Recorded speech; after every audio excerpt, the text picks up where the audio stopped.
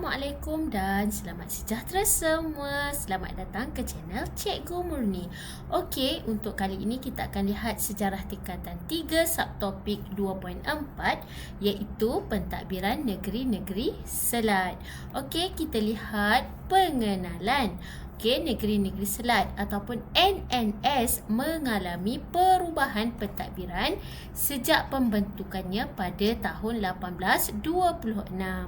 Pada peringkat awal, murid-murid kena tahu negeri-negeri Selat ditadbir oleh Kerajaan British di India. Kemudian pada tahun 1867, pentadbiran negeri-negeri Selat dipindahkan ke Pejabat Tanah Jajahan London. Okey, jom kita lihat negeri-negeri Selat di bawah Kerajaan British di India pada tahun 1826 sehinggalah 1867. Okey, pentadbiran negeri-negeri Selat ni pada mulanya diletakkan di bawah Syarikat Hindia Timur Inggeris ataupun SHTI. Kemudian selepas SHTI dibubarkan, pentadbiran negeri-negeri Selat diletakkan di bawah Pejabat India. Okey, kita lihat dulu negeri-negeri Selat di bawah SHTI pada tahun 1826 sehinggalah 1857. Okey, negeri-negeri Selat di bawah SHTI ni, okey, kita lihat di sini residen konsuler yang dilantik membantu Gubernur untuk menjalankan pentadbiran. Jadi negeri-negeri Selat ini diketuai oleh Gubernur. Kemudian Pulau Pinang menjadi pusat pentadbiran yang pertama, kemudian dipindahkan ke Singapura pada tahun 1832 kerana ketika itu Singapura lebih strategik dan maju berbanding Pulau Pinang. Okey, murid-murid boleh lihat di sini, okey, di atas. Okey, di sini kita boleh lihat Governor General British SHTI di India.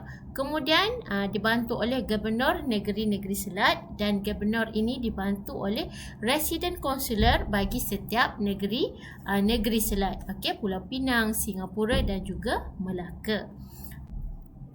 Okey, kita lihat negeri-negeri Selat di bawah Pejabat India.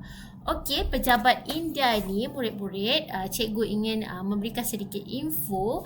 Okey, Pejabat India ni dibentuk pada tahun 1858 untuk mengawasi pentadbiran British India yang meliputi kawasan India, Pakistan, Bangladesh, Burma dan wilayah-wilayah lain di sekitar Lautan Hindi. Dan jabatan ini diketuai oleh Setiausaha Negara untuk India. Jadi kita lihat bagaimana negeri-negeri Selat ini di bawah Pejabat India. Okey, undang-undang British dikuatkuasakan di negeri-negeri Selat. Kemudian berlaku pemberontakan yang di India menyebabkan Pejabat India ni tidak mampu mentadbir negeri-negeri Selat dengan baik. Kemudian apa yang berlaku, Pejabat India tidak memberikan perhatian yang sewajarnya bagi melindungi pedagang negeri-negeri Selat. Jadi hal ini menimbulkan rasa tidak puas hati dalam kalangan pedagang di negeri-negeri Selat. Okey, seterusnya apa yang berlaku ialah negeri-negeri Selat di bawah Pejabat Tanah Jajahan. Tukar lagi pentadbirannya dibawa kepada Pejabat Tanah Jajahan iaitu 1867 sehinggalah 1946. Okey, jadi lepas berlaku peristiwa tadi, pejabat India tidak mampu untuk menyelesaikan masalah. Jadi apa yang berlaku ialah golongan pedagang dan penduduk tempatan yang tidak berpuas hati dengan pentadbiran India Office ataupun pejabat India tadi telah mendesak Pejabat Tanah Jajahan di London untuk mengambil alih pentadbiran negeri-negeri Selat. Apa yang berlaku seterusnya pada 1 April 1867, negeri-negeri Selat diisytiharkan sebagai tanah jajahan British dan diletakkan di bawah tanggungjawab Pejabat Tanah Jajahan di London. Seterusnya, Majlis Perundangan ditubuhkan di negeri-negeri Selat untuk meluluskan undang-undang sendiri. Okey, seterusnya kita lihat faktor pemindahan pentadbiran negeri-negeri Selat ke Pejabat Tanah Jajahan London. Okey, yang pertama kerana tiada wakil negeri-negeri Selat dalam Majlis Perundangan di India yang meluluskan undang-undang bagi negeri-negeri Selat. Kemudian yang kedua, pejabat India gagal untuk mengawal masalah rompakan terhadap kapal dagang dan juga pertelingkahan kumpulan Cina di negeri-negeri Selat. Okey, dan yang ketiga, pejabat India mahu menjadikan mata wang rupi India sebagai mata wang negeri-negeri Selat bagi menggantikan wang dolar Sepanyol yang telah lama digunakan. Okey, seterusnya yang keempat, cadangan pejabat India mengenai cukai pelabuhan di negeri-negeri Selat boleh menjejaskan kemakmuran taraf pelabuhan bebas. Sebelum ni cikgu dah jelaskan bahawa negeri-negeri Selat, Pulau Pinang, Singapura dan juga Melaka menjadi pelabuhan bebas, iaitu bebas daripada dikenakan cukai. Kemudian yang kelima, pejabat India menjadikan negeri-negeri Selat ni sebagai pusat untuk buangan banduan. Jadi hal ini menjejaskan imej negeri Selat sebagai pusat perdagangan.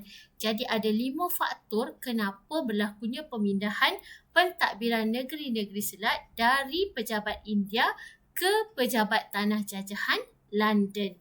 Okey, seterusnya kita lihat struktur pentadbiran negeri-negeri Selat di bawah pejabat tanah jajahan di London.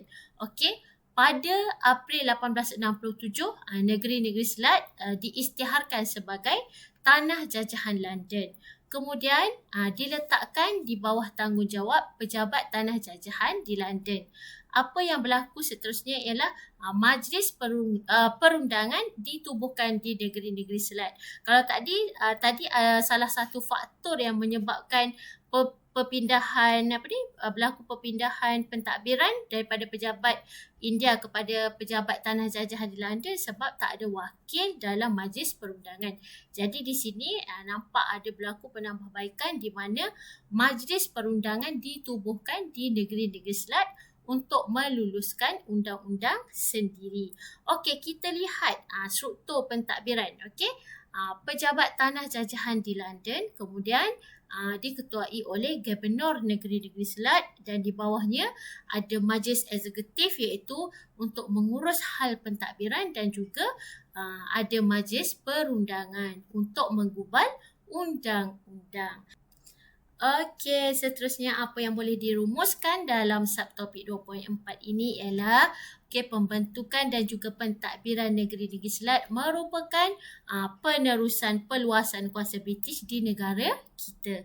Yang kedua, kita dah nampak pelbagai strategi yang digunakan oleh British untuk menduduki Pulau Pinang, Singapura dan juga Melaka yang strategik bagi menjamin kepentingan politik dan ekonomi di alam Melayu.